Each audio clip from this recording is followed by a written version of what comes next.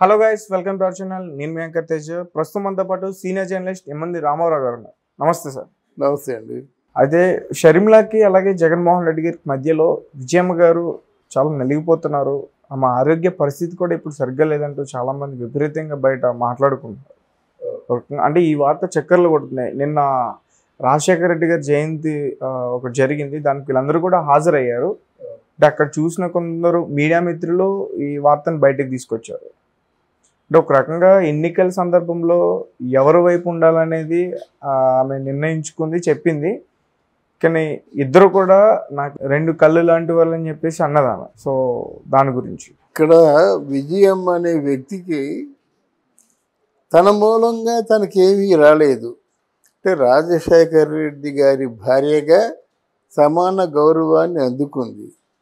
కానీ అక్కడ అటు రాజశేఖర రెడ్డి కొడుకు కానీ కూతురు కానీ వీళ్ళ తాలూకు బాధ్యతలు సక్రమంగా నిర్వర్తించక ఈరోజు రాజశేఖర రెడ్డి జయంతి కాదు, నిజంగా ఇప్పుడు ఆయన నిజంగా బ్రతుకుంటే ఈ కల్లోలం చూసుంటే ఆయన పూర్తిగా ప్రాణాలు విడిచిపెట్టేవాడు అన్నమాట. అంత ఘోరమైంది. ఈరోజు రాజశేఖర రెడ్డికి 75వ జయంతి అంటే అది గోల్డెన్ జూబిలీ కింద లెక్క. 75 అంటే 25 అంటే సిల్వర్ జూబిలీ, 75 అంటే గోల్డెన్ జూబిలీ. విజయమ్మకి ఆవిడ పేరు నాస్తులు ఎంత ఉంటాయి?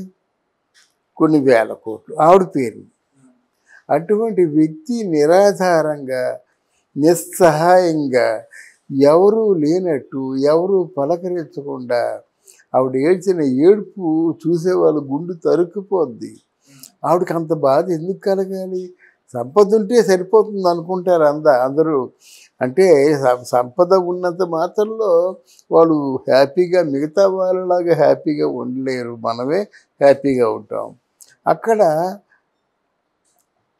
రాజశేఖర రెడ్డి గారి తాలూకు ప్రాణం అనిపించుకున్న వాళ్ళు ఎవరూ రాలేదు.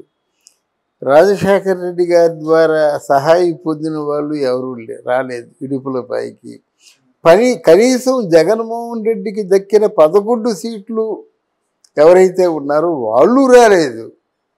వాళ్ళ పరిస్థితి చూడండి ఎంత అగమ్య గోచరంగా అయిపోయిందంటే ఎందుకు ఏమిటి, ఎవరి కోసం పాటుపడుతున్నాము, ఎవరి కోసం ఒకరికొకరు దూరం అయిపోతున్నాం, ఈ తిట్లు ఏమిటి, ఈ కుట్లు ఏమిటి, ఇట్లాంటి సంఘర్షణ ఉంటుంది కదా.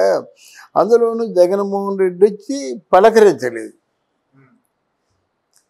షర్మిలమ్మ వచ్చి పలకరించలేదు.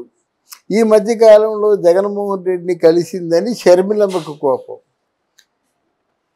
ఇటు వచ్చి షర్మిలమ్మలకే కదా ఆవిడ వంత పాడింది, సపోర్ట్ చేసింది అని జగన్మోహన్ రెడ్డికి కోపం. కానీ ఎక్కడ కూడా ఏ వేదిక పైన కూడా ఆమె వచ్చి సపోర్ట్ చేయలేదు. అమెరికా వెళ్ళిపోయింది. అమెరికా వెళ్ళిన తర్వాత అక్కడి నుంచి ఒక వీడియో రూపంలో ఎలక్షన్ ముందు ఒక వీడియో పంపించింది, దయచేసి మీరు షర్మిలమ్మని గెలిపించండి అని. అదే కదా ఆయన కోపం. అంటే ఎలక్షన్ ముందు షర్మిలమ్మని గెలిపించండి అని చెప్పేసి వేడుకుంది.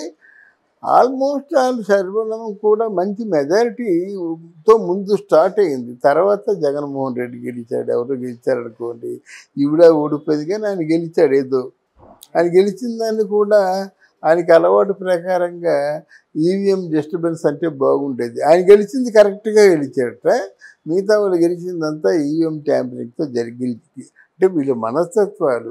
ఇక్కడ మనం ప్రధానంగా నేను చెప్పదలుచుకుంది విజయమ్మకి ఏంటి ఈ అవస్థ. ఆవిడ ఏడుస్తుంటే అప్పుడు పక్కన్న వారు చెప్తే వచ్చి జగన్మోహన్ రెడ్డి దగ్గర తీసుకున్నాడు.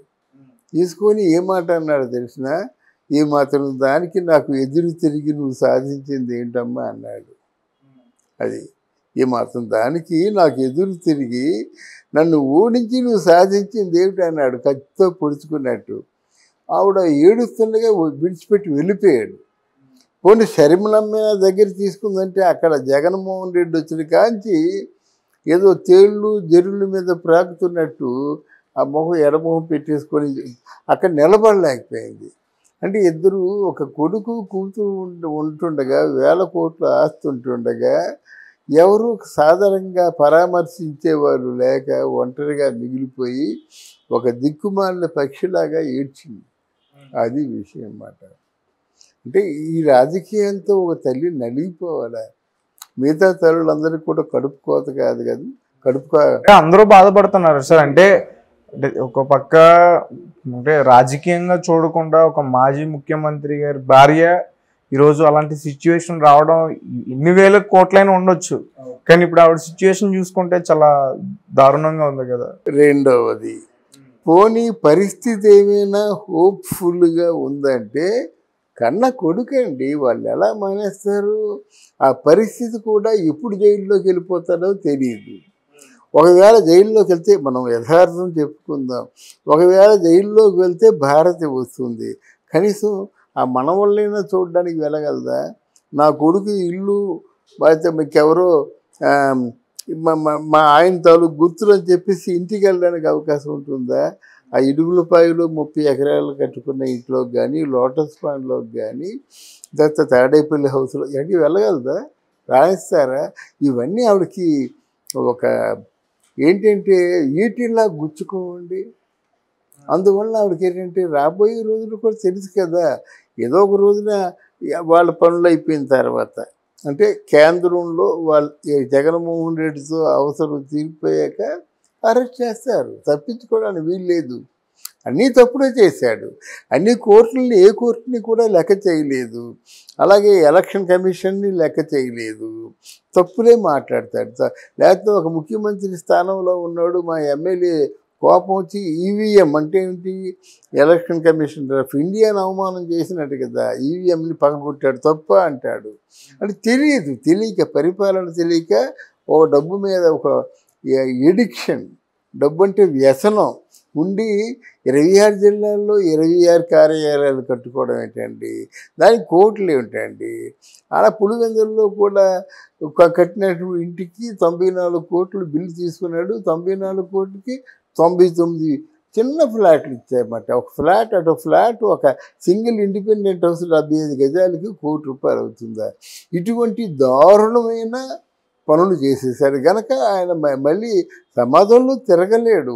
ఏదో నెక్స్ట్ ఎలక్షన్కి వచ్చేస్తాడు, ఇవన్నీ జయించేస్తాడు, మళ్ళీ వీళ్ళు ఓడించేస్తాడు అనుకోవడం మాత్రం కనుచూపు మేరలో అది నాకు కనబట్టుండేది. ఇది ఎవరికి కష్టమైనప్పుడు కూడా తప్పు చేసేవాడు ప్రతి ఒక్కడు శిక్ష అర్హుడే అన్న మాట జగన్, మన పవన్ కళ్యాణ్ మాట నిజమైతే ఆయన శిక్షించి తీరాలి, లేకపోతే ఏం డూప్లికేట్ అనుకోవాలి.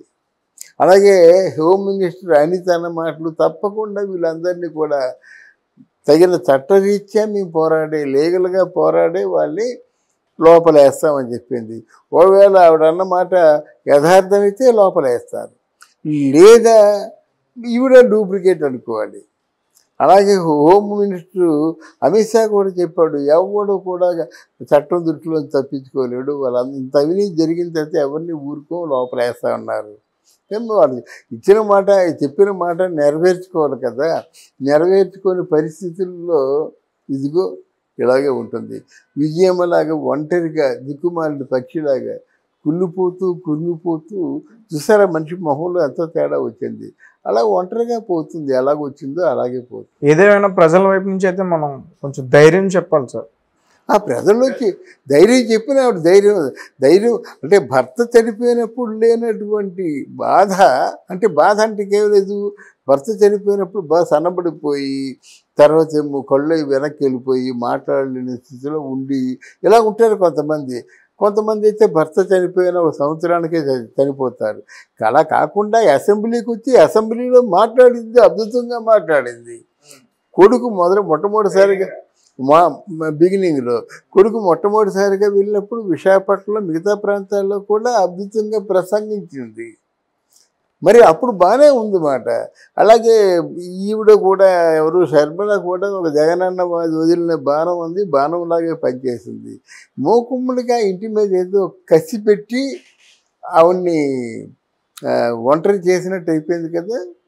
అందువల్ల విజయమ్మకు వచ్చిన కష్టం పగవారికి కూడా రాకూడదని మనం కోరుకుందాం. Okay sir, thank you so much. Thank you అమ్మా.